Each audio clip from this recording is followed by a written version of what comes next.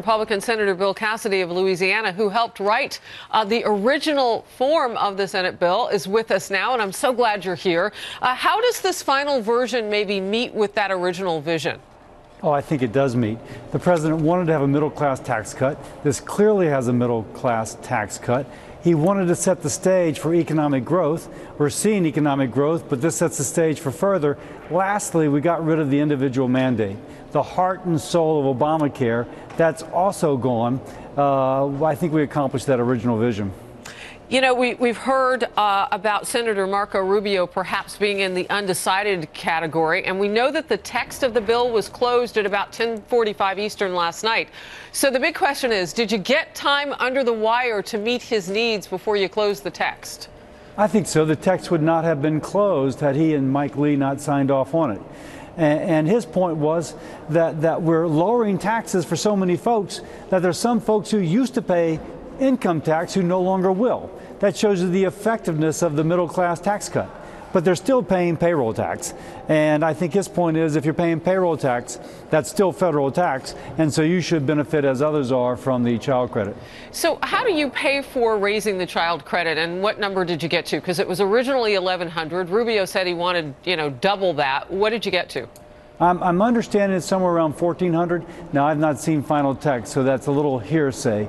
But that or something north of that, which I presume, if that's what they settled on, is something that Rubio and Lee were okay with. Yeah, you basically split the difference between his $2,000 and the original $1,100. That is news, because there was some discussion about whether or not you could actually move the ball right up until the time you sign it. But what you're saying is if Lee and Rubio signed off, that's why you were able to close that text. So that is some news there. We appreciate that. Talk with me, if you will, about what happens today at 5:30. So it'll be released to the public, and obviously there's folks who are going to spin it that it's something terrible for the American people. But frankly, we're hoping the text speaks for itself. We're doubling the standard deduction, so families who formerly paid income tax may no longer pay income tax, but all families will pay less. We took care of the state and local tax issue by having, as I'm told, a $10,000 deduction no matter what form of tax it is, and we set the stage for economic growth. I think it will speak for itself, and despite what people will try and batter it by saying against it, I think it'll stand. Well, you'll get pushback in those high tax states that the $10,000 isn't enough to offset what people are losing by not being able to deduct specifically the categories of state and local taxes in their area. And then there's this issue that happened late yesterday, too.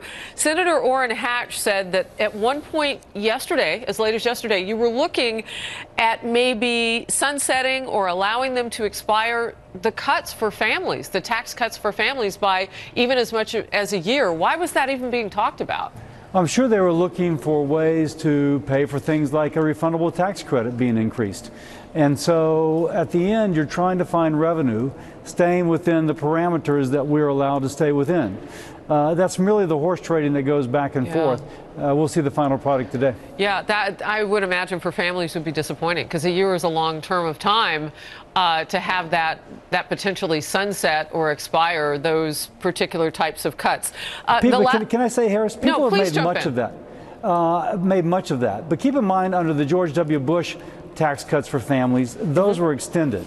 Now, if these tax cuts are working and they're popular and we can afford them, which we think we can, they will be extended when the time comes. And so the left has made much of that. I think they've made way too much of that. All right. And I only became aware of it when Senator Hatch talked about it yesterday. So I get what you're saying. If it's working, you can extend them. We've seen that in our history. Real quickly, before I let you go, I'm curious about the corporate tax rate now, because we saw it move. The president originally wanted 15%. He went up to 20. Now it's at 21. Are we done there? I know the text is closed, but is the deal really done until it's signed? Well, I'm told the 21 is where we ended up, and obviously we wanted to give certainty to businesses so that when they make the sort of capital investment in the U.S. to hire American workers in my state, Louisiana, for example, then we want them to have the certainty to make that long-term capital investment. I think 21% will be adequate, and they have the certainty going forward. All right. You guys have been pretty confident, and I'm wondering what the mood is on Capitol Hill now. I haven't seen you smile yet, but this would be huge. You think you have the votes? There it is. Just take me into 5:30 p.m. and beyond. I don't think the text would be closed if they didn't think they had the votes. All right. And beyond that, Monday, you think we'll see this thing voted on? I think more likely Tuesday, more likely Tuesday. All right. Senator Cassidy, I appreciate the game face, but it's awfully good to see you. Have a wonderful weekend. Merry Christmas. Thank you. Merry Christmas. Thanks.